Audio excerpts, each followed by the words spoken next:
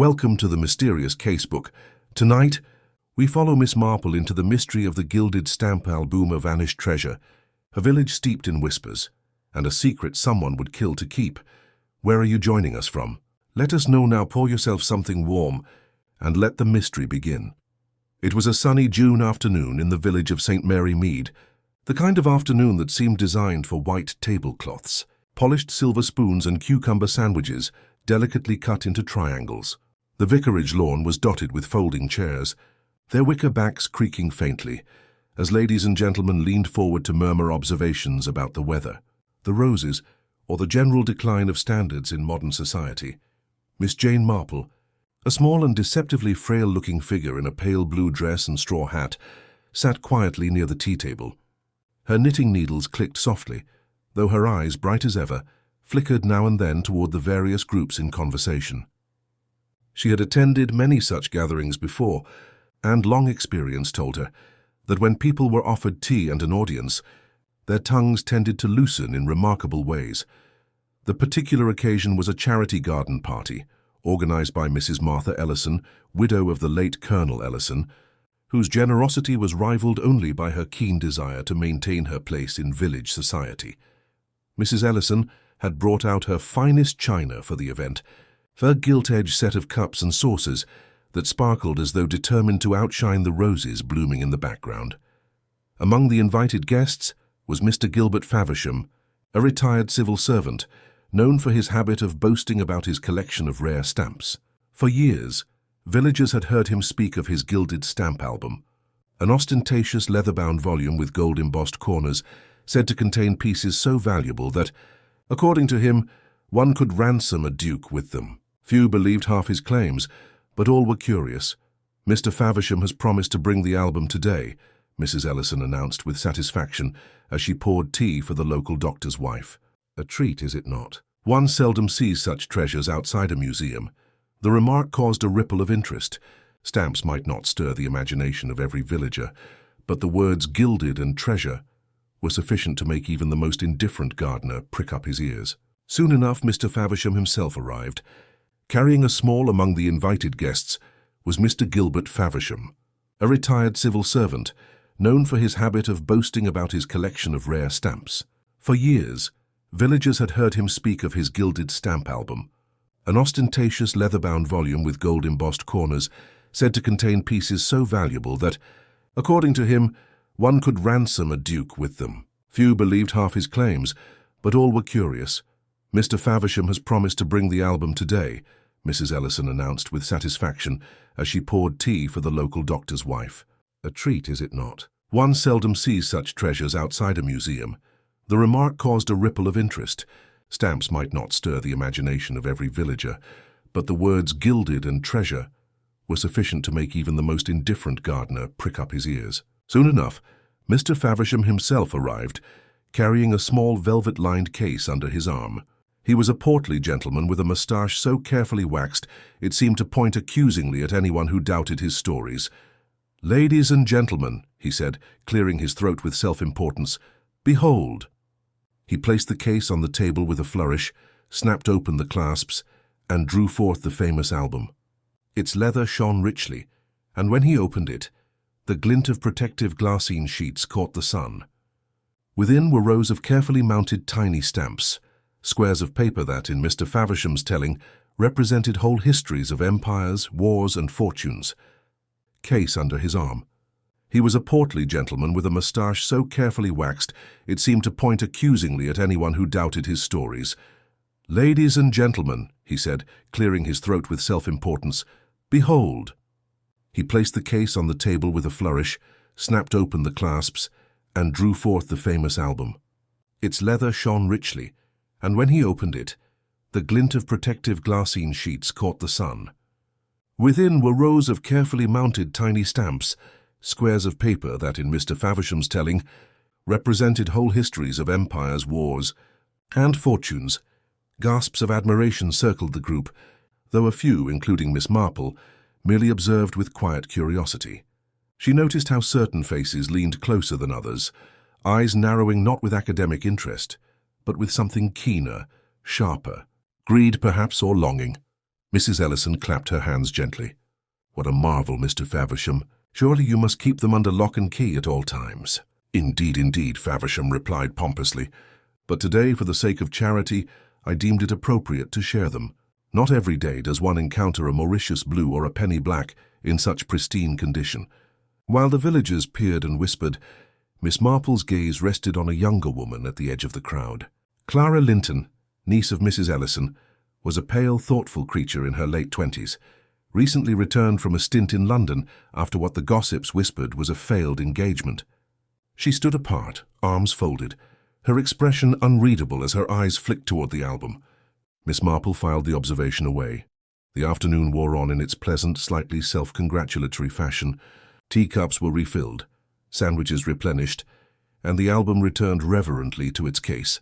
The sun began to lower, casting long shadows across the lawn. Guests trickled away with polite compliments, and soon the vicarage lawn was nearly empty. Miss Marple herself was preparing to leave when a cry pierced the air. It was Mrs. Ellison, her hand pressed to her mouth, standing near the tea-table.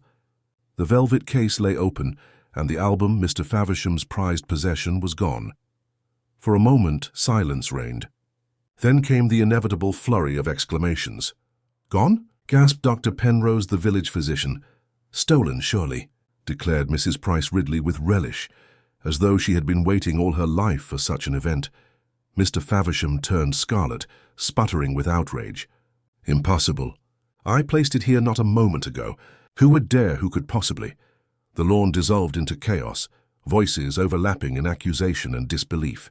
Yet Miss Marple remained seated, her knitting motionless in her lap. She had already noted 3 curious details: the way Clara Linton had left early, the peculiar eagerness of young Mr. Denholm, the solicitor's clerk, when he leaned to admire the pages, and the faint, telltale mark of a teacup on the tablecloth exactly where the album had been placed. As villagers bustled and the police were inevitably summoned, Miss Marple rose slowly, smoothing her dress.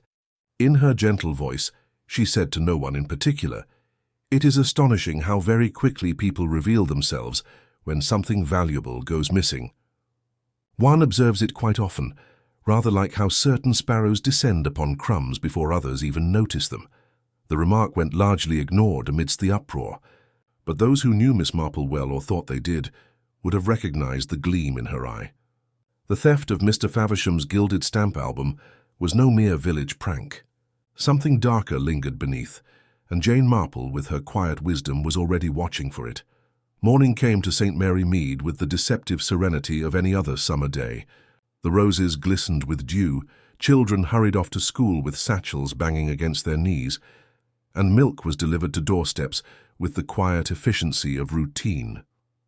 Yet beneath this calm surface ran a current of agitation, for the disappearance of Mr. Faversham's gilded stamp album had ignited the village like a spark to dry tinder. By the time Miss Marple set out for her customary walk to the high street, gossip had already travelled faster than the post.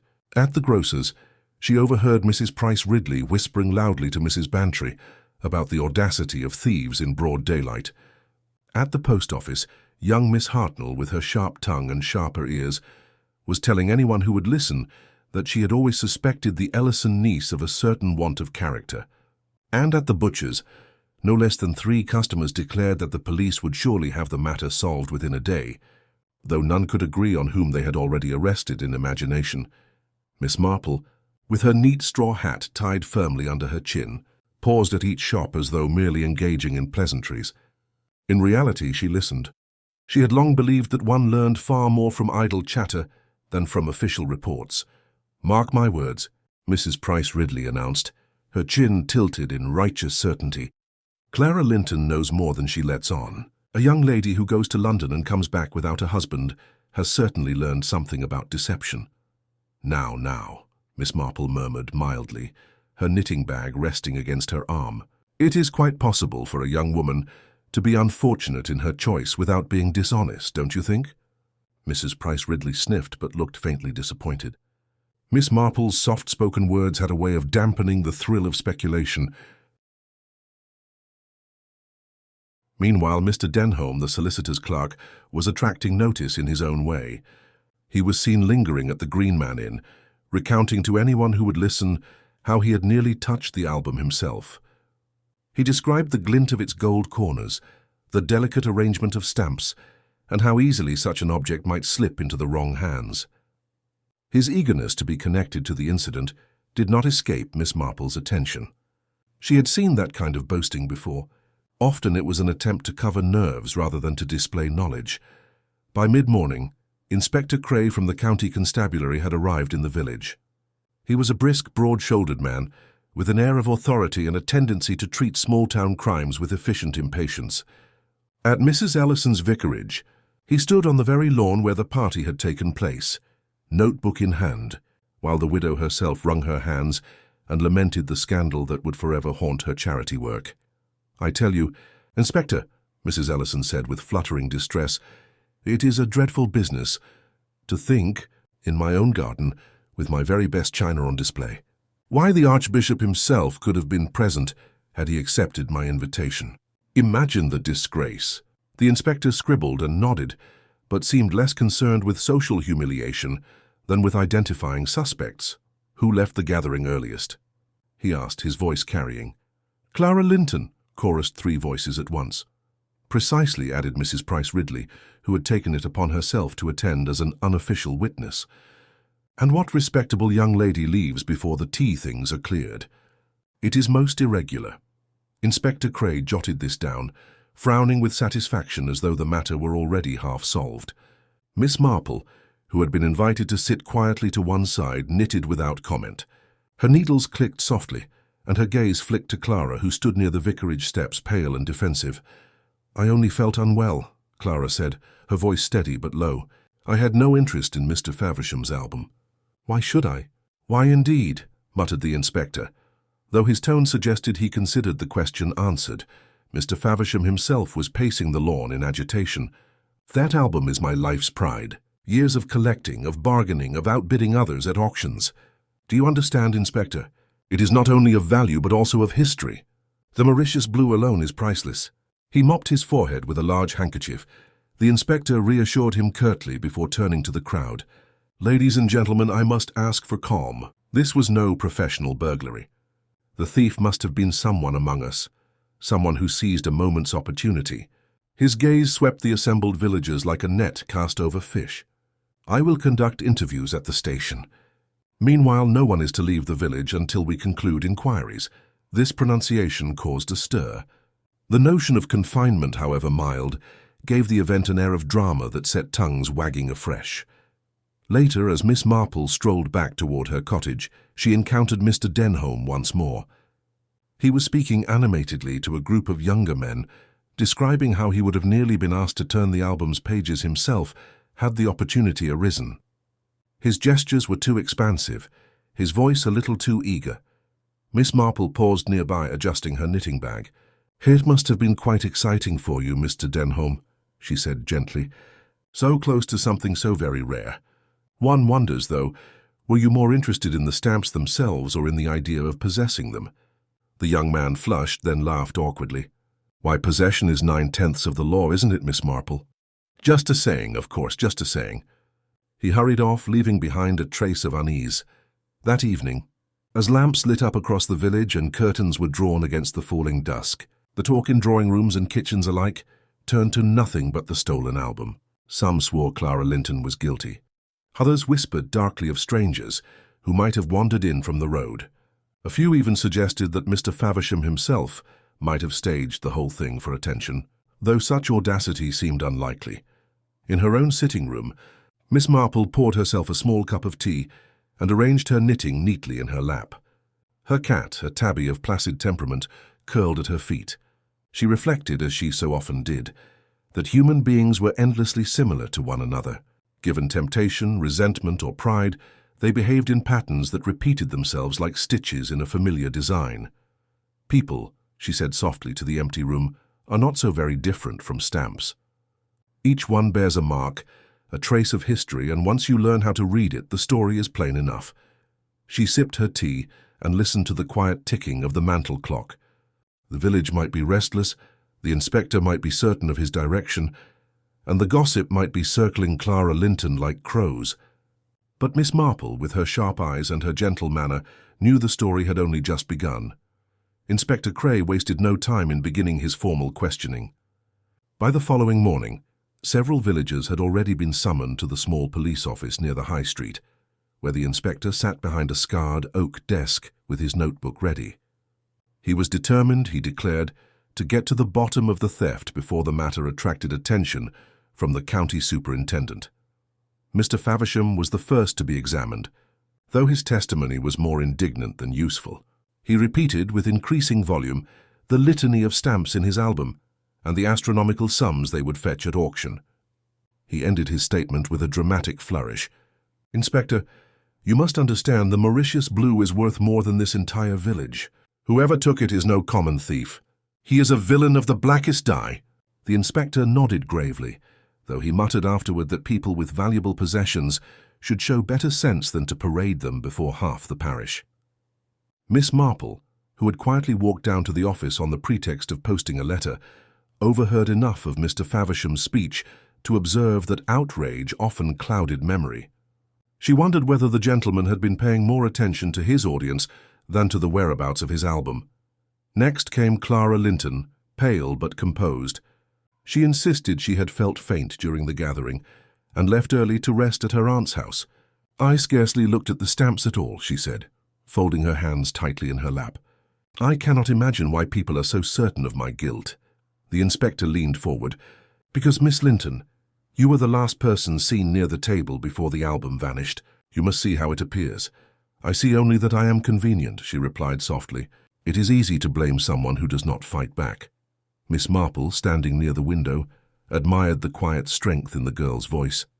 It was not the tone of one who had something to hide, though she knew very well that innocence often wore many disguises. Still, Clara's calmness seemed more like resignation than defiance, and that interested Miss Marple greatly. After Clara, several villagers were interviewed in quick succession. Mrs. Ellison lamented the disgrace that had befallen her vicarage, wringing her lace handkerchief as she spoke. Mrs. Price Ridley delivered a detailed account of everyone's movements, though her accuracy was undermined by her relish in condemning Clara. Young Mr. Denholm, when called in, shifted nervously in his chair and spoke at length about his admiration for stamps, his voice cracking as he insisted he would never dream of theft. The inspector frowned over his notes, clearly irritated. "Too many words," he muttered. "The guilty often speak too much." Miss Marple, however, tilted her head slightly. She thought it just as likely that the guilty said little, while the nervous and self-important filled the air with chatter. She recalled her late nephew's habit of boasting whenever he feared reproach, and how easily he had given himself away in small things. Human nature was, she often said, a book written in many editions, but with the same passages repeated. When the formal interviews were concluded, the inspector decided to revisit the scene of the crime. Miss Marple, with a polite smile, offered to accompany him, and perhaps thinking her merely a harmless old lady, he allowed it. Together they returned to the vicarage lawn, now empty save for the chairs stacked neatly against the wall. Here it was, the inspector said, gesturing to the tea table. The case stood open, the album inside. Then someone, during the distraction of conversation, seized it. He bent to examine the grass nearby but found no footprints of note. The ground was too dry and too well trodden. Miss Marple, meanwhile, studied the tablecloth that still lay folded on a chair. With a delicate touch, she traced the faint ring of a teacup mark she had noticed the previous day. When the formal interviews were concluded, the inspector decided to revisit the scene of the crime. Miss Marple, with a polite smile, offered to accompany him, and perhaps thinking her merely a harmless old lady, he allowed it. Together they returned to the vicarage lawn, now empty save for the chairs stacked neatly against the wall. Here it was, the inspector said, gesturing to the tea table. The case stood open, the album inside. Then someone, during the distraction of conversation, seized it. He bent to examine the grass nearby, but found no footprints of note. The ground was too dry and too well trodden. Miss Marple, meanwhile, studied the tablecloth that still lay folded on a chair. With a delicate touch, she traced the faint ring of a teacup mark she had noticed the previous day. "Such a curious place to set a cup," she said softly. "Right beside something so valuable." The inspector looked at her blankly. "People are careless, Doesn't mean anything. Perhaps, Miss Marple agreed mildly. Though I have observed that when something valuable is on display, most people are almost excessively careful. They hold their breath near porcelain, and they step gingerly around vases. To place a cup here suggests a certain preoccupation. The inspector dismissed this with a grunt, but Miss Marple smiled faintly. She had not expected him to appreciate such subtleties. A curious place to set a cup, she said softly. Right beside something so valuable. The inspector looked at her blankly. People are careless. Doesn't mean anything. Perhaps, Miss Marple agreed mildly. Though I have observed that when something valuable is on display, most people are almost excessively careful. They hold their breath near porcelain, and they step gingerly around vases. To place a cup here suggests a certain preoccupation. The inspector dismissed this with a grunt, but Miss Marple smiled faintly. She had not expected him to appreciate such subtleties. As they walked back toward the high street, Miss Marple allowed her thoughts to wander over the people she had seen at the party. Clara Linton's quiet sadness, Denholm's restless boasting, Faversham's pompous vanity, and Mrs. Ellison's social anxiety, all of them were pieces in a puzzle. Somewhere within these familiar patterns lay the answer. That evening, St. Mary Mead buzzed anew with speculation. At the Green Man Inn, the men debated whether the thief would attempt to sell the stamps locally or hide them for months. In the post office, Miss Hartnell declared it was undoubtedly the work of an outsider, perhaps one of the gypsies camped beyond the lane. And in kitchens across the village, families whispered theories as they buttered bread and poured tea. But at her own cottage, Miss Marple sat quietly by the lamplight, her knitting growing steadily longer. She considered the inspector's insistence that the crime must have been opportunistic. Yet she could not help but think that such a theft required more than mere chance. To remove an album under the eyes of half the village suggested either extraordinary daring or careful planning. As the mantel clock chimed 9, she laid down her needles and gazed thoughtfully at the fire. Somewhere among the polite faces and fluttering voices of the garden party lay a motive as old as the village itself: envy, pride, resentment, or perhaps desperation. Human failings, after all, were the threads that bound crimes together, and Miss Marple, in her quiet, unassuming way, was already tugging at those threads.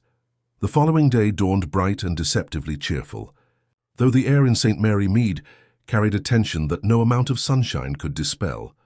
Inspector Cray had made it clear that he expected results, and quickly. His inquiries had already taken on a sharper edge, and whispers around the village suggested that the inspector had begun to fix his attention on a single name: Clara Linton.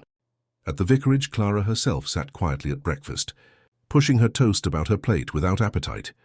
Mrs. Ellison fluttered around her niece with anxious protestations, insisting she could not believe such accusations. Yet beneath her words lay a note of doubt, the kind that spreads in even the closest families when suspicion becomes the currency of the hour. "I'm certain the inspector will see sense soon enough," Mrs. Ellison said, though her eyes betrayed her unease. "Still, Clara, you must admit, leaving so abruptly has given people the wrong impression." Clara's lips tightened.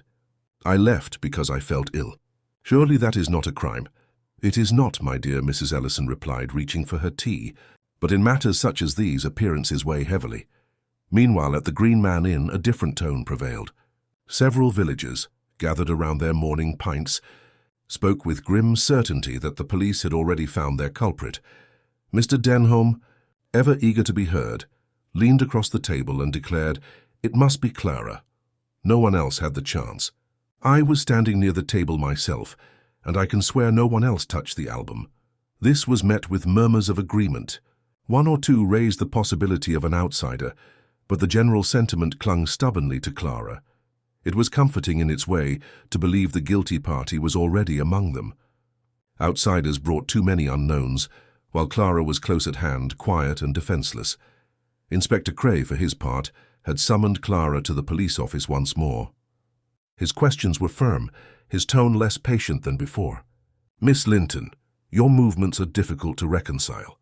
You admit to feeling unwell, yet no one recalls seeing you leave directly. Some even say they noticed you lingering near the tea table." Clara's pale face flushed. "They are mistaken. I walked through the garden path to the side gate. I did not touch the album. I scarcely looked at it. The inspector made a non-committal grunt and scribbled in his notebook. To him, the case seemed to be narrowing into a neat, efficient conclusion. It was Miss Marple, seated quietly on a wooden chair at the back of the room, who saw the flaw. Clara's answers were consistent, but more than that, her eyes held no flicker of calculation. Miss Marple had seen guilty eyes before eyes that darted, calculated, or grew too steady in defiance. Clara's gaze was simply weary, the gaze of one accustomed to being doubted. After Clara was dismissed, Miss Marple lingered behind with a mild smile. "You are very thorough, Inspector," she said gently. "I mean to be," he replied briskly. "It is plain enough." She had a motive. Youthful extravagance, debts from London, perhaps. She had an opportunity, and she left before anyone noticed the theft. Everything points to her. Miss Marple tilted her head. "Does it, I wonder? I have always thought that guilt shows itself not merely in facts, but in little inconsistencies of behavior. One sees it at village fetes often enough, when someone has been a little too greedy at the cake stall. The innocent look ashamed at being suspected. The guilty look angry at being found out. Miss Linton, I thought, looked rather sad." The inspector frowned, clearly unimpressed by such reasoning. "With respect, Miss Marple, we need more than feelings." "We need proof, of course," Miss Marple agreed pleasantly. "Proof is a fine thing. Still, it is remarkable how often proof follows upon the heels of observation." As she left the police office, Miss Marple allowed her mind to wander over the other figures at the party. Gilbert Faversham had been almost too eager to display his album, as though performing for an audience. Mr. Denholm had inserted himself into every conversation, dropping hints of his nearness to the prize. Mrs. Price Ridley had repeated Clara's name with such relish that one might have thought she enjoyed the scandal more than she desired justice. Each in their way bore watching. That evening, Miss Marple attended a small supper at the Bantry house, where the theft was naturally the only topic. Mrs. Bantry declared that Clara was far too timid to attempt such a daring act. Colonel Bantry, however, muttered that women were capable of all sorts of schemes when pushed to desperation. Miss Marple, sipping her soup with apparent indifference, remarked, "I have noticed that thefts, like quarrels, often involve more people than one suspects. There is the hand that takes, of course, but also the eye that covets and the tongue that deflects blame. It is seldom as simple as it first appears." Her observation was met with polite chuckles, yet it settled in the room like a faint chill. For in St. Mary Mead, simplicity was rarely the truth. Later, as she walked home beneath the moonlight, Miss Marple's thoughts returned to the curious mark of the teacup on the tablecloth, so close to where the album had rested. It spoke of distraction, perhaps even intent. Whoever had placed that cup there had been too absorbed in the album to notice propriety. It was not the action of someone indifferent. The inspector might be content to press charges against Clara, but Miss Marple knew the village far too well. Beneath its surface lay hidden envies and private shames, any one of which might drive a person to desperate action. And so, while the official investigation seemed to be narrowing, Miss Marple's was only widening. The first suspect had been named, the gossip had fixed its claws, and yet quietly, unobtrusively, Miss Marple prepared to look elsewhere. The truth, she knew, rarely sat in the chair where everyone pointed. The air in St. Mary Mead was heavy with suspicion. By now, most villagers had settled into the comfortable notion that Clara Linton must have been the culprit, and the inspector's attention only confirmed their certainty. Yet Miss Marple, while appearing to accept the consensus with her usual mild nods, quietly allowed her eyes and ears to travel in directions no one else thought worth pursuing. On the third day after the garden party, she made her way to the vicarage under the pretense of delivering a jar of her black-currant jam to Mrs. Ellison. The vicarage garden still bore traces of the disturbance, flattened grass where chairs had stood, a faint scuff along the path, and the ghost of a tea stain on the lawn where a cup had been dropped in the confusion. Mrs. Ellison, weary from retelling her version of events, welcomed Miss Marple into the drawing-room with a sigh of gratitude. "It's a relief to see a friendly face, Jane," she said, lowering herself into a chair. "Everyone asks the same questions. The inspector insists upon Clara's guilt, and I fear even the Bantrys begin to believe it. I hardly know how much longer I can endure it." Miss Marple poured the tea herself, her hands steady. "My dear, these matters have a way of growing worse before they grow better. Gossip is like bindweed. Once it finds a corner, it spreads until one scarcely remembers what lay beneath. Mrs. Ellison dabbed her eyes. If only the album had never come into this house. Treasures invite trouble. That much is certain. As they sipped their tea, Miss Marple's eyes wandered to a side table where several magazines were stacked untidily. Among them lay a small envelope, pale blue with a London postmark. Miss Marple remarked upon it casually. "A letter from town, I see. How quickly news travels these days. One might think London is no further than the next lane." Mrs. Ellison started slightly, then gathered the envelope with an embarrassed laugh. "Oh, only correspondence from an old friend of Clara's. Nothing of importance." Miss Marple merely smiled and returned to her tea. Yet she noticed the faintest shadow of unease cross Mrs. Ellison's face. It was not guilt, but rather worry that someone might pry into Clara's affairs more deeply than was comfortable. Later, when she had taken her leave, Miss Marple lingered in the garden. She studied the patch of grass where the table had stood, and with the practiced eye of a gardener, noted something peculiar. A scrap of paper, no larger than a postage stamp itself, lay half buried beneath the hedge. She bent carefully, retrieved it, and turned it over in her fingers. It was a torn corner from a sheet of glassine, the translucent paper used by collectors to protect delicate items. Miss Marple examined it closely, the faint crease along its edge suggesting it had once lined a page. It was not unusual for such a scrap to exist, but its presence in the grass, apart from the album, struck her as noteworthy. "Well, well," she murmured. "That is most curious." She tucked the fragment into her knitting bag and walked on, her thoughts busier than her steps suggested. If the thief had taken the album in haste, perhaps a small part of its covering had been torn loose. Such a clue, overlooked by others, might speak volumes about the manner of its disappearance. That evening she received a visit from Dr. Penrose, who had come ostensibly to check on her rheumatism. In truth, he was eager to share his opinion of the case. Settling himself comfortably in her armchair, he declared, "It is quite clear to me, Miss Marple, that Clara is the guilty party. Young women with financial troubles are easily tempted. My wife says she has noticed Clara wearing new shoes since her return from London. And such extravagance speaks for itself." Miss Marple, with a faint smile, replied, "I dare say, Doctor, that new shoes are sometimes bought with the proceeds of honest work. One must be cautious not to confuse appearance with proof. It is a little like diagnosing measles when it is only a rash." The doctor laughed, conceding her point, but his certainty remained unshaken. He left shortly after, convinced he had been most helpful. When the house was quiet again, Miss Marple drew out the fragment of glassine paper and placed it beneath the lamp. She thought of Mr. Faversham, his booming pride and his careless habit of handling the album as though it were a trophy to be paraded rather than a treasure to be safeguarded. Had he himself been careless, or had someone, in their eagerness to possess the album, damaged it slightly without noticing? The thought led her to recall Mr. Denholm's overeager boasting. He had spoken so often of nearly touching the album, of nearly being allowed to turn the pages, nearly. That word clung to Miss Marple's mind. There was a kind of hunger in his manner, as though being near the stamps was not enough. And yet Clara remained the inspector's favoured suspect. Miss Marple knew well how quickly a simple story gained weight when repeated by many voices. Still, she felt in her bones that Clara's role was not what it seemed. On the following morning she paid a discreet call on Mr. Faversham himself. She found him in his study, pacing before empty shelves with an air of despair. He received her courteously, but could not conceal his irritation at the loss. "My entire collection," he groaned. "Gone, vanished, and likely sold to some unscrupulous dealer already. Do you realize, Miss Marple, that years of my life have been invested in those stamps? I might as well have lost my very identity." Miss Marple listened with gentle patience. "At last," she remarked, "I did notice a small scrap of glassine paper in the garden. I wondered if perhaps a page had been disturbed before the theft." Mr. Faversham frowned, his eyes narrowing.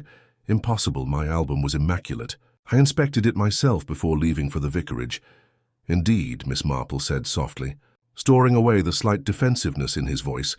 As she left the study, she reflected again on the curious nature of pride. People often defended their reputations more fiercely than their property, and in so doing revealed far more than they intended. By afternoon, gossip had grown louder, accusations sharper. Yet in her quiet way, Miss Marple felt she had stumbled upon something significant. A fragment of paper, a boast too loudly repeated, a denial too swift. These were the threads she began to weave together.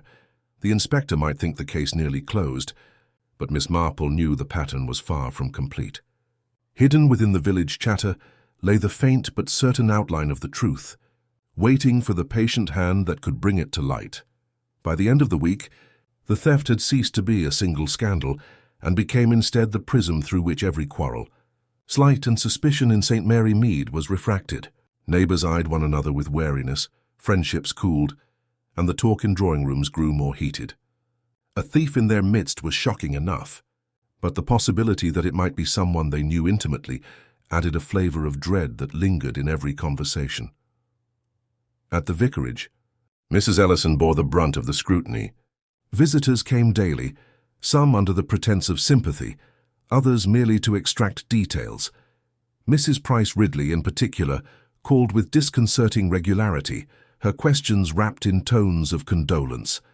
"It is such a dreadful business," she said one afternoon, leaning forward in her chair, "and one cannot help but notice Clara's nervous state.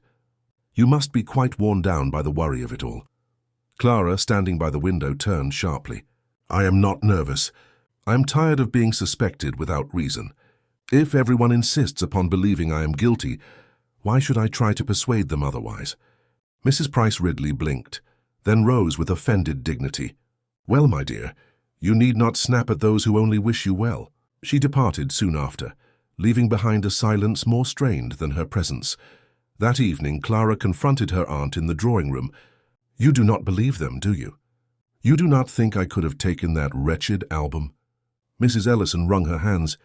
"Of course not, child. But you must see how it looks. You left early and you were seen near the table, Clara. You must help yourself by being less abrupt with people. They are eager to think the worst." Clara's eyes flashed with something beyond indignation, something closer to sorrow. "It seems I am guilty simply for being inconvenient." She left the room, her footsteps echoing up the stairs. Elsewhere in the village, other tensions brewed. At the Green Man, Mr. Denholm's boasting had begun to wear thin. One evening, after he described for the third time how neatly he had handled the stamps, another patron remarked, "Funny, isn't it, how you always seem to be standing nearest to trouble?" The room fell silent. Denholm flushed and retorted, "I only admired them, like anyone else." It is not a crime to appreciate fine things, yet the remark lingered in the minds of those present, and by morning it had been repeated in whispers from one end of the high street to the other. Miss Marple, meanwhile, continued her quiet inquiries with the ease of one who appeared to be doing nothing at all. She visited Dr. Penrose's wife to inquire after a recipe, listened to the chatter in the post-office queue, and paused to examine the roses in Mrs. Bantry's garden, while absorbing every scrap of conversation. Bit by bit, she began to glimpse the pattern beneath the noise.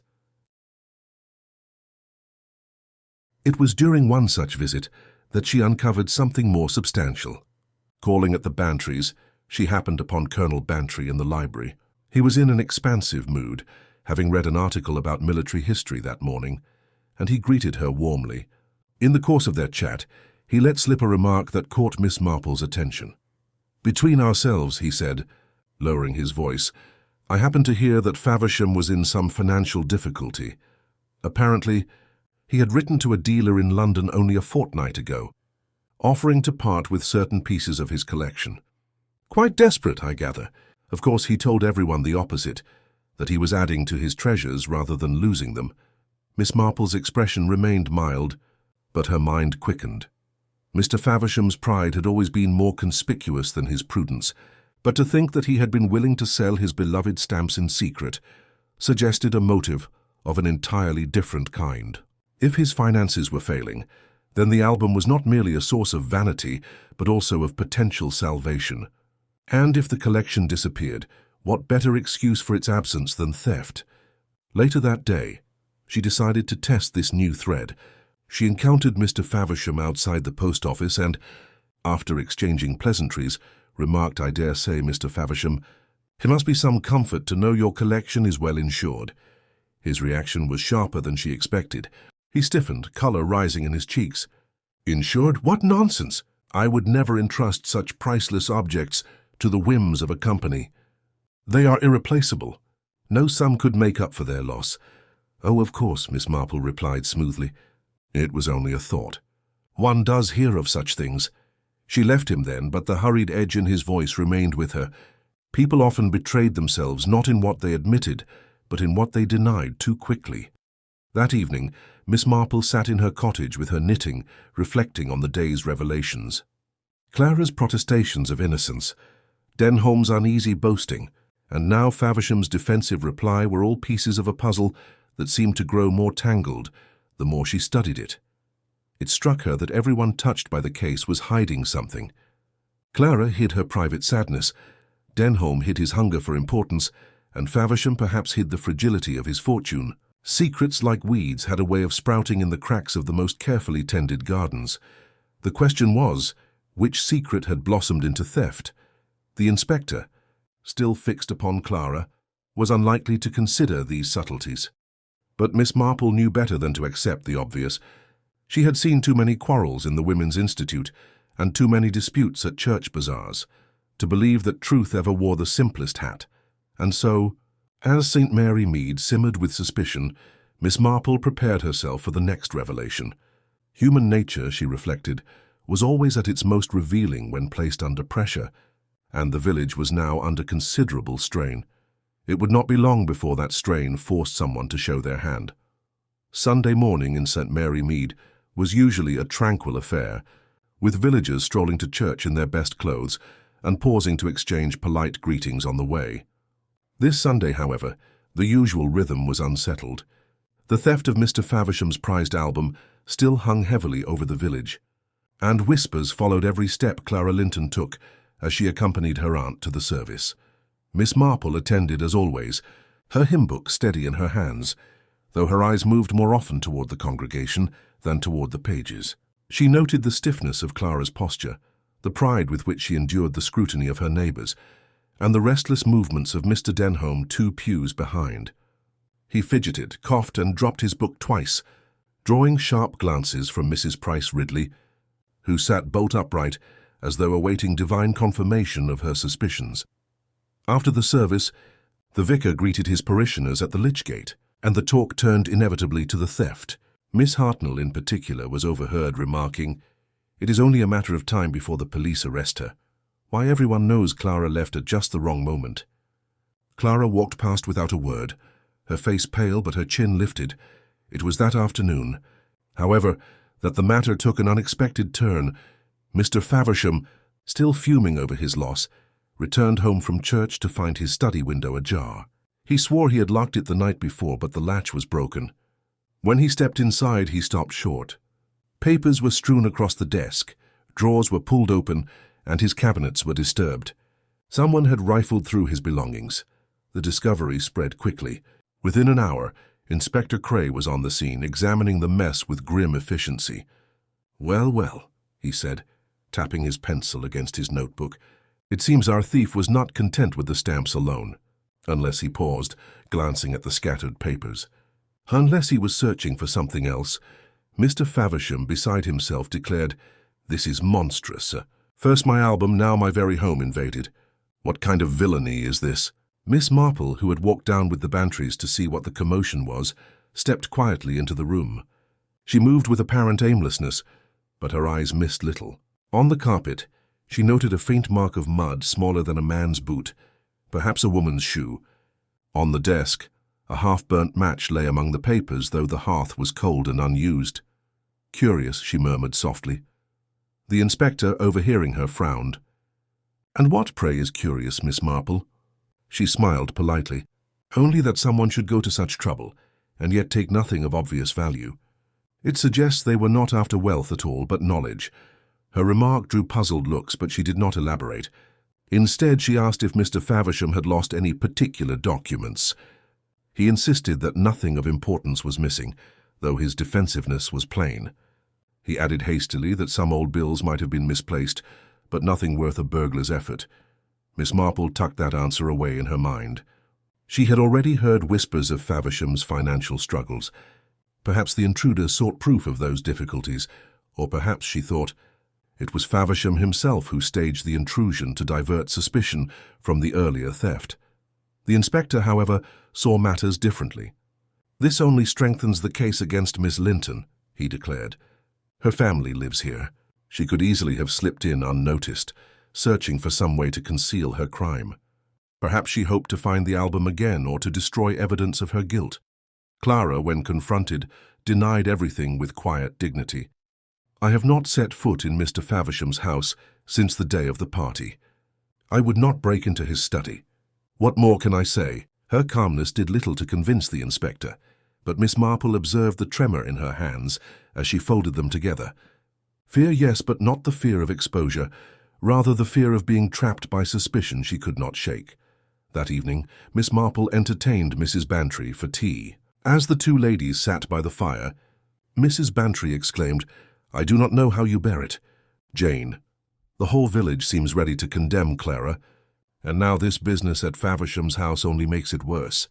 But it feels wrong somehow." "Too convenient," Miss Marple nodded. "Quite so. In my experience, true guilt seldom walks so obligingly into the inspector's notebook. One must look at what is unusual, not what is obvious. A muddy footprint, a burnt match, small things but often telling." Mrs. Bantry leaned forward eagerly. "You think there is more to this, then?" "I think," Miss Marple replied gently, "that when a crime multiplies, it is seldom for the reason one imagines. It may be that we are dealing not with a single act of greed, but with a web of secrets, each tugging at the other until the whole unravels." Outside, the evening settled over St. Mary Mead, calm and deceptively peaceful. Yet within its cottages and gardens unease grew. Someone had risked a second intrusion, bold enough to break into a house already under suspicion. Whether it was to find the missing album, or to cover another secret entirely, Miss Marple could not yet say. But she knew one thing with certainty. The true heart of the mystery had not yet been reached, and she, with her gentle patience and sharp eyes, would be ready when it came to light. The village of St. Mary Mead awoke on Monday with the uneasy knowledge that the mystery had deepened rather than cleared. The break-in at Mr. Faversham's study had unsettled everyone. It was one thing for a theft to occur at a gathering, with confusion and distraction to provide cover, but it was quite another for someone to creep into a house under the cover of darkness. It meant boldness. It meant persistence. And it meant that the thief was not yet satisfied. Inspector Cray doubled his efforts, convinced that Clara Linton was not only guilty of stealing the album, but also of attempting to conceal her guilt by invading Faversham's home. He muttered darkly about women's cunning and the folly of underestimating the desperate. Yet Miss Marple, who had quietly observed the inspector's pronouncements without argument, decided it was time to test her own theory. She did not, of course, announce this intention. That was not her way. Instead, she began her morning as she always did, with a short walk through the high street. She paused to greet Miss Hartnell at the post office, stopped to admire the roses outside the Bantry's garden, and commented on the weather with the milkman. To all appearances, she was simply the same gentle old lady she had always been, but behind her mild conversation, her mind was fixed with precision on three names: Clara Linton, Gilbert Faversham, and young Mr. Denholm. It was Denholm, she decided, who might yield the most to a little pressure. His eagerness to attach himself to the case, his repeated boasting about nearly handling the stamps, and his obvious hunger for importance all made him vulnerable.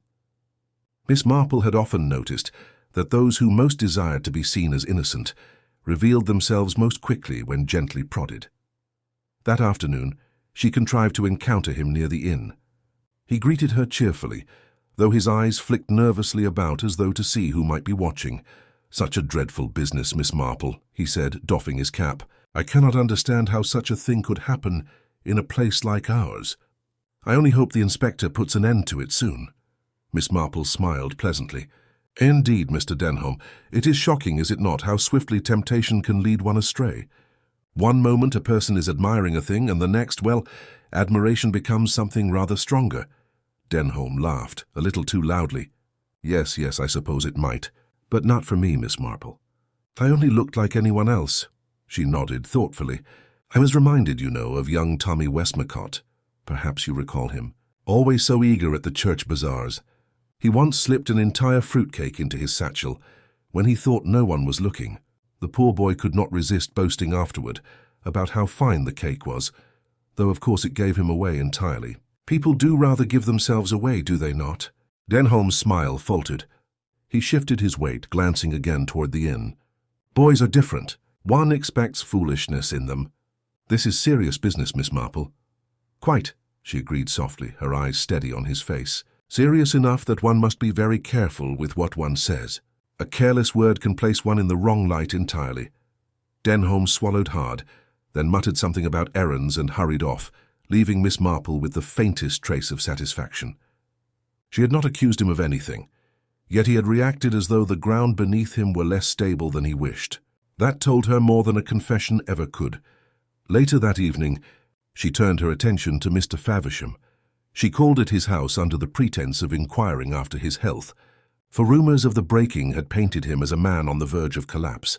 He received her in his study, still disordered from the intrusion, and launched into another lament about his loss. I am ruined, Miss Marple, utterly ruined. That collection was my life's work. To think some villain now has it, probably tearing the pages apart as we speak. Miss Marple listened gravely, her eyes resting on the desk. It must be dreadful, Mr. Faversham, and yet I suppose the stamps may not be gone so far as all that. Such things are difficult to sell openly. Collectors are a small world. If one were clever, one might keep them hidden close at hand. Faversham's face tightened. Why should you say that? Oh, only a thought, she replied innocently. I have often found that what is hidden nearby is more troublesome to find than what is lost far away. A silver spoon once vanished from a church tea, and after weeks of searching, it was discovered beneath the very table where it had been used. People often look too far afield. Faversham's expression grew guarded, and he shifted the conversation quickly. Miss Marple did not press him. She had said what she meant to, and the flicker of unease in his eyes was worth more than any denial. Her third test came quite by chance. Returning home, she found Clara Linton waiting by her garden gate. The young woman looked worn, her face pale against the summer evening light. Miss Marple, she said quietly, I know you don't believe me guilty. I can see it in your manner. But I am frightened. The inspector is determined to arrest me. What should I do? Miss Marple laid a gentle hand on her arm. My dear, the best defense against suspicion is truth. Do not hide, do not run. Stand quietly and let others reveal themselves. People are always in a hurry to prove they are not what they seem, and in that hurry they betray themselves. Clara's eyes filled with tears. I wish I had your confidence. It is not confidence, my dear, Miss Marple said softly. It is an observation, and I have observed that the truth has a way of surfacing, no matter how deeply it is buried. When Clara had gone, Miss Marple returned to her parlour and sat beside the fire. She reviewed the day's encounters, the nervous laughter of Denholm, the defensive sharpness of Faversham, and the weary honesty of Clara. Piece by piece, the pattern was forming. The inspector might still be pressing in the wrong direction, but Miss Marple knew the moment was approaching when she would have to act. The web of secrets was drawing tight, and soon the guilty hand would reveal itself. For now she continued her knitting, her needles clicking softly in the quiet room. Yet behind her gentle exterior, her mind was sharper than ever, setting the stage for the revelation that was surely coming. Tuesday morning brought a hush to St. Mary Mead that felt heavier than silence. The inspector had announced that he was ready to act, and it was widely expected that Clara Linton would soon be taken into custody. Villagers lingered in doorways and shops, waiting for the inevitable sight of the police carriage drawing up to the vicarage. But Miss Marple, calm as ever, knew the time had come to gather the threads herself.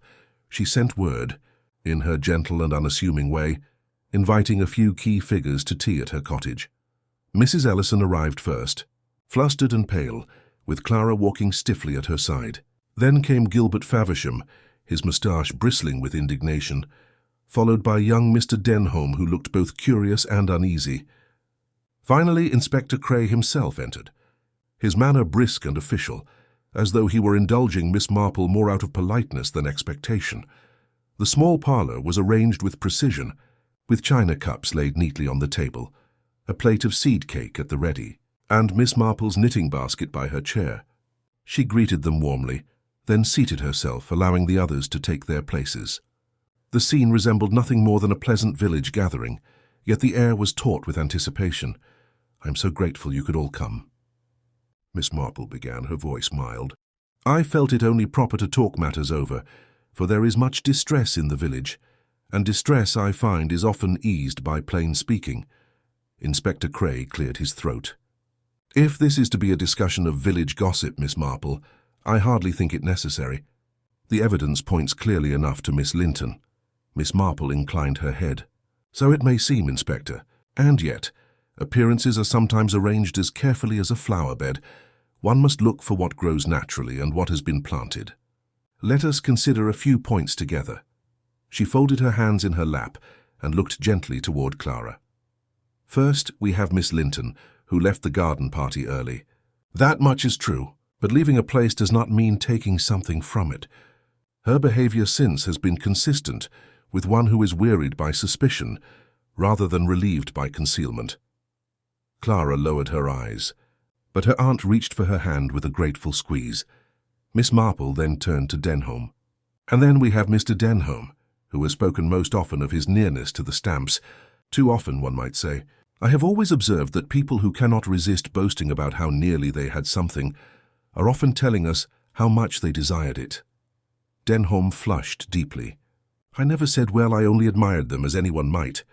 "Quite so," Miss Marple said softly. "And admiration can lead to temptation. Yet I do not believe you had the opportunity to act without being noticed. Your eagerness betrayed hunger, but not possession." She let the words settle before turning to Faversham. "And then we come to you, Mr. Faversham, a man of pride whose collection was his glory. Yet pride, as I have often remarked, can be a dangerous companion. We hear whispers of financial strain, of offers to sell, and then, when the album vanished, your indignation was greater than your grief, and your words sounded more like a performance than despair." Faversham's face darkened. "Are you suggesting, madam, that I stole my own stamps?" Miss Marple's eyes were kind but unyielding. "I suggest only that sometimes people arrange their own misfortunes when they cannot bear to admit their circumstances. The break-in at your study, for instance, what was taken? Nothing of real value, yet drawers were overturned and papers scattered. It seemed to me less the work of a thief and more the work of a man anxious to display himself as a victim." Inspector Cray shifted uneasily, his pen poised above his notebook. Miss Marple reached into her knitting basket and drew out the small scrap of glassine paper she had found in the vicarage garden. She placed it gently on the table. This was lying in the grass just where the table had stood. It had been torn, likely in haste. But who would have torn it? Not someone calmly admiring the stamps, nor someone unfamiliar with their handling. No, it was someone anxious, someone careless in his eagerness, someone who feared discovery more than he valued delicacy. She looked steadily at Faversham. "A collector such as yourself would never damage his own album unless, of course, he needed the appearance of damage to make his tale more convincing." There was a pause, during which the ticking of the mantel clock seemed to grow louder. Faversham opened his mouth, closed it, then sputtered. Miss Marple reached into her knitting basket and drew out the small scrap of glassine paper she had found in the vicarage garden. She placed it gently on the table. This was lying in the grass just where the table had stood. It had been torn, likely in haste. But who would have torn it? Not someone calmly admiring the stamps, nor someone unfamiliar with their handling. No, it was someone anxious, someone careless in his eagerness, someone who feared discovery more than he valued delicacy. She looked steadily at Faversham. "A collector such as yourself would never damage his own album unless, of course, he needed the appearance of damage to make his tale more convincing." There was a pause, during which the ticking of the mantel clock seemed to grow louder. Faversham opened his mouth, closed it, then sputtered, "This is preposterous. Why should I ruin myself with such a trick?" Miss Marple's voice remained gentle. "Because, Mr. Faversham, ruin was already upon you. The album was your only treasure. To part with it in secret would have been shameful, but to lose it by theft was almost glorious. You could lament, you could rage, and no one needed to know you had willingly sold what you claimed to cherish. The breaking was but a second act to strengthen the story." The colour drained from Faversham's face. His moustache twitched, and his hand trembled upon the arm of the chair. It's preposterous. Why should I ruin myself with such a trick? Miss Marple's voice remained gentle. Because, Mr. Faversham, ruin was already upon you. The album was your only treasure. To part with it in secret would have been shameful, but to lose it by theft was almost glorious. You could lament, you could rage, and no one needed to know you had willingly sold what you claimed to cherish. The breaking was but a second act to strengthen the story. The colour drained from Faversham's face. His moustache twitched, and his hand trembled upon the arm of the chair. Clara's breath caught, her eyes widening in disbelief. Denholm shifted uncomfortably, relief mingling with alarm. Mrs. Ellison dabbed her eyes with her handkerchief, murmuring, "Oh, heavens." The inspector sat forward, his tone less certain than before. "You are saying, Miss Marple, that Faversham himself contrived the theft? That he staged both crimes?" "I am saying only," Miss Marple replied, "that the pattern fits. People will always show themselves if you watch closely. Pride speaks louder than honesty, and desperation louder still. One sees it in the smallest details, where a cup is set, how a word is repeated, and how a denial comes too quickly. These are not proofs in the strict sense, but they are truths in the human sense. And the human sense, Inspector, is often the most reliable of all." For a moment no one spoke. Then, quietly, Gilbert Faversham dropped his head into his hands. "I only wanted them to think I was still great, to think of me still as a man of substance. I could not bear their pity." Miss Marple sighed softly. "It is always pride that trips us, Mr. Faversham, pride and fear. They lead us where we never meant to go." The inspector closed his notebook with a snap. The case, though not one of violence, had revealed a crime all the same: deception, pride, and betrayal. Clara was free from suspicion, but the village would speak of this for years. Miss Marple poured tea into the waiting cups, as though nothing extraordinary had happened. "Now," she said mildly, "do try a slice of seed cake. It is best eaten before it grows stale." The revelation at Miss Marple's cottage sent ripples through St. Mary Mead as surely as a stone tossed into a quiet pond. By evening, the entire village knew that Gilbert Faversham had confessed to staging the theft of his own beloved stamps. Word spread from kitchen to kitchen, from the post office to the Green Man Inn, until even those who had not attended Miss Marple's little tea felt as though they had been present. For some, there was relief. Clara Linton, freed from suspicion, walked through the high street the next morning with her head high, though the strain of the past days lingered in the shadows beneath her eyes. Her aunt, Mrs. Ellison, clung to her arm protectively, determined that no one should so much as glance at her niece with reproach. Yet Clara herself spoke little of her ordeal, content instead to let her silence answer the gossip. Others found the outcome less satisfying.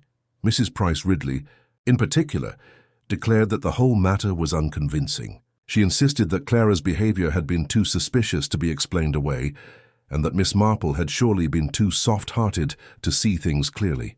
Still, even she could not ignore Faversham's broken dignity, nor the inspector's acceptance of his guilt. At the Green Man, men shook their heads over pints and declared that it was a sad business. "A man undone by pride," said one. "He ought to have admitted his troubles," said another. Mr. Denholm, who had been only too eager to boast of his nearness to the stamps, now kept uncharacteristically quiet. He avoided eye contact and retreated into the background, his earlier bravado replaced with an awkward humility. As for Faversham himself, he became a shadow of the man he had been. The inspector, recognizing that no great crime of violence had occurred, allowed him to remain at liberty, though the matter would be reported to the proper authorities. Yet Faversham scarcely left his home, and when seen he carried himself with a stooped posture, his moustache drooping, his eyes fixed upon the ground. The man who had once trumpeted his collection with pride now shrank from mention of it altogether. Miss Marple, meanwhile, returned to her gentle routines. She attended church, watered her garden, and knitted quietly by the fire in the evenings. Yet within herself, she reflected often on the nature of the affair. It was, she thought, a most human tragedy, not of greed alone, but of vanity, of pride, and of the desperate wish to preserve an image of oneself in the eyes of others. One afternoon, Mrs. Bantry called upon her to discuss the matter. "You are remarkable, Jane," she said, settling herself in the parlour. "How you saw it all when the rest of us were so certain of Clara's guilt, I cannot imagine." Miss Marple smiled gently. "It is very simple, really. People tell one the truth if only one listens carefully. Clara's sadness spoke louder than any words. Denholm's boasting betrayed his longing but not his guilt. And Mr. Faversham's pride. Pride is always the loudest voice of all. He could not bear the thought of being pitied, and so he created a drama in which he was not to blame. But such dramas always leave behind threads, and one has only to tug gently to see the whole unravel. Mrs. Bantry shook her head admiringly. "You make it sound so easy." "Nothing is easy, my dear," Miss Marple replied. "But human nature is constant. People do the same things again and again. Whether in a small village or in a great city, once one has seen the pattern, it is not so very difficult to recognize it." The days passed, and life in St. Mary Mead gradually resumed its familiar rhythm. Yet the shadow of the affair lingered. At church, the sermon touched upon humility and honesty, and more than one parishioner felt it struck rather close to home. At the Women's Institute, conversation briefly returned to sewing patterns and recipes, though the pause before each remark betrayed a lingering unease. For Clara, there was a quiet renewal. She found herself received with sympathy by many who had once whispered against her, and though she accepted their kindness politely, she did not forget their eagerness to condemn. Miss Marple noted the new firmness in her step and thought it a lesson well learned that innocence once defended carries its own quiet strength. One evening, as Miss Marple sat by her hearth with her knitting, she allowed herself a final reflection on the case. The stamps themselves had been sold, no doubt to vanish into the shadowy channels of collectors and dealers who asked few questions. They would not be seen again, at least not in St. Mary Mead, but the true loss, she thought, was not the stamps but the trust Faversham had squandered. A man may recover his fortune, but it is far harder to recover his place among his neighbours once pride has been unmasked. She sighed softly, placing her knitting aside. "Human weakness," she murmured, "is the most dangerous thing in the world, more dangerous than greed or anger, for it makes people blind to what is plain before them." The mantel clock chimed the hour. Outside, the village lay quiet once more, as though the storm had passed and left nothing but calm. Yet Miss Marple, with her shrewd eyes and gentle heart, knew better. The calm of a village was never quite what it seemed. Beneath the roses and the lace curtains, human nature would always be at work, weaving its patterns of pride, envy, and fear. And sooner or later, those patterns would bring her another mystery. She rose, drew the curtains against the fading light, and prepared for bed. Another case ended, though the lessons of it would remain. And Miss Marple, ever observant, ever ready, returned once more to the quiet life of St. Mary Mead, where even the smallest detail might one day betray the darkest of secrets. The affair of the Gilded stamp album might have concluded officially with Gilbert Faversham's reluctant confession, yet in St. Mary Mead endings were never so tidy. Stories lingered long after the facts were settled, reshaped with each telling, until they became less an account of truth than a mirror of those who repeated them. By midweek, the village had already produced 3 separate versions of the scandal. One in which Clara had heroically uncovered Faversham's deceit, another in which Miss Marple had staged the entire tea as though it were a courtroom, and a third, whispered at the Green Man, in which the inspector himself had secretly suspected Faversham all along. Miss Marple listened to these variations with her usual mild smile. She did not care how the story was retold. What mattered was that Clara was free from suspicion, and that the village might now return in its own imperfect way to peace. Still, she knew that wounds of trust healed more slowly than the gossips realized. Clara herself came to visit Miss Marple 2 days after the revelation. She looked brighter than she had in weeks, though still with a trace of strain in her eyes. She brought a small bunch of roses from the vicarage garden, their petals soft and fragrant. "I wanted to thank you," she said earnestly, placing the flowers in a vase Miss Marple had set ready. "I do not know what would have become of me if you had not spoken when you did. I should have been arrested. I am certain of it." Miss Marple poured her guest a cup of tea. "My dear, you would have endured it bravely, I do not doubt. But it was never your burden to bear. Innocence may be doubted for a time, but truth has a way of standing firm." Clara's eyes grew thoughtful. "Do you suppose Mr. Faversham will ever recover his standing?" Miss Marple considered this as she stirred her tea. "Perhaps in time. People are quick to condemn, but they are also quick to forget, provided no fresh scandal arises. Yet I think he will not soon recover his pride, and pride, once broken, leaves a mark deeper than any punishment. The younger woman nodded, silent for a moment. Then, with a faint smile, she said, "I believe I may go back to London after all. Not immediately, but soon.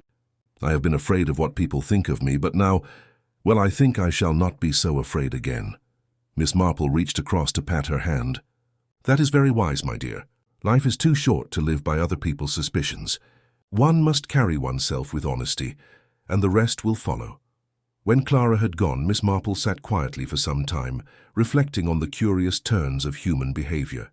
Faversham's pride, Denholm's hunger for importance, and Clara's quiet endurance were all parts of the same tapestry. Each thread revealed the choices people made when faced with temptation, and each choice, in its way, revealed more about character than about circumstance. That evening, Inspector Cray called upon her, looking less brisk than usual. He accepted a cup of tea and sat awkwardly in her parlour. "I must admit, Miss Marple, you saw more clearly than I did. I was too ready to believe what fit neatly, and too reluctant to consider what was untidy. It is not the way of proper police work, I know, but sometimes the obvious path feels the most comfortable." Miss Marple smiled kindly. "Comfort is seldom the companion of truth, Inspector. It is much like gardening. One may prefer to plant tidy rows, but the weeds do not respect such arrangements. One must look beneath the surface, and sometimes dig rather deeper than one expects." He chuckled ruefully. "Well, I cannot argue with that. You have given me something to think about, at any rate." He stood, straightened his coat, and added, "I shall not underestimate you again, Miss Marple." When he had gone, she returned to her knitting. She had no desire for recognition, nor did she expect it. What mattered was that justice, in its quiet village way, had been served. The following Sunday, the vicar preached on the perils of vanity, drawing upon a parable of a king who valued his crown more than his people. The congregation listened with particular attentiveness, though no one spoke aloud of the obvious parallel. Faversham, seated stiffly at the back, endured the glances with stoic silence. Clara, on the other hand, sat beside her aunt with renewed composure, her head bowed in prayer, but her spirit evidently lighter. After the service, the villagers lingered at the lich gate, discussing roses, weather, and the ever-rising price of butter. Yet beneath the small talk lay an unspoken awareness that they had all come rather close to condemning an innocent woman, and that their easy readiness to believe the worst had nearly done irreparable harm. It was a lesson, though Miss Marple suspected it would not be long remembered. People, after all, preferred their gossip neat and their lessons short. That evening, as the sun sank over the thatched roofs and the swallows darted low in the sky, Miss Marple took her customary seat by the fire. She looked around her little parlour, the ticking clock, the neatly stacked knitting, and the vase of roses Clara had left behind, and felt a quiet sense of closure. Mysteries, she murmured to herself, are never about the objects lost or the crimes committed. They are about people, their fears, their vanities, and their secrets. One only has to watch carefully, and they will always tell one what one needs to know. She reached for her knitting, the needles clicking softly in the stillness. Another case had ended, another lesson in human nature observed.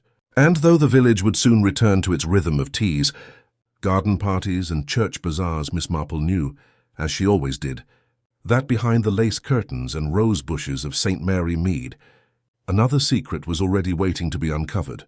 For in every quiet village, the greatest mystery is not what is hidden in safes or locked in cabinets, but what lies concealed in the hearts of its people. And it was this, above all, that Miss Marple understood.